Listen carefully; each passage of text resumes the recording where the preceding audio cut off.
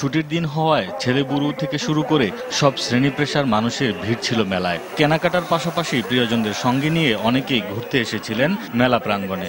সার্বিক নিরাপত্তা নিয়েও খুশি সবাই। জায়গায় পুলিশকে দেখেছি, হাঁটতেছে, টহল বসে আসছে, খুব ভালো লেগেছে এটা দেখে। নর্মালি দোকান থেকে কিনতে গেলে যেটা 150 টাকা বা 550 টাকা, ওইটা আমরা 500 টাকা 450 টাকা ওরকম করে কিনতে পারছি আর কি। মার্কেটে গেলে দেখা যায় যে এক একটা জিনিস এক এক জায়গায় থাকে, তো মেলাতে সবকিছুই পাওয়া যায়।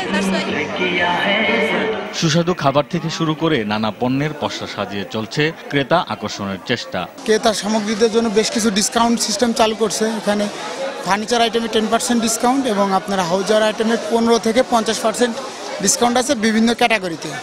আর আমাদের নতুন প্রোডাক্টের ভিতর আসছে আপনার ওয়ার্ড্রপ আসছে, স্টোরেজ কন্টেনার, বিভিন্ন রকম মগ আসছে।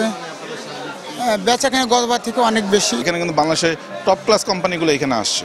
কিন্তু যদি কোনো আপনার বায়ার ফরেন বায়ার ইনভাইট করে, যেরকম বিজেএমইতে হয়, ডেনিম এক্সপোতে হয়, ওরকম যদি কোনো কিছু করে তাহলে আমাদের জন্য খুবই ভালো হবে। 1994 সাল থেকে শুরু হওয়া বাণিজ্য মেলার এবারের 22তম আয়োজনে বিশ্বের 21টি দেশ সহ 580টি দেশীয় প্রতিষ্ঠান অংশ নিয়েছে।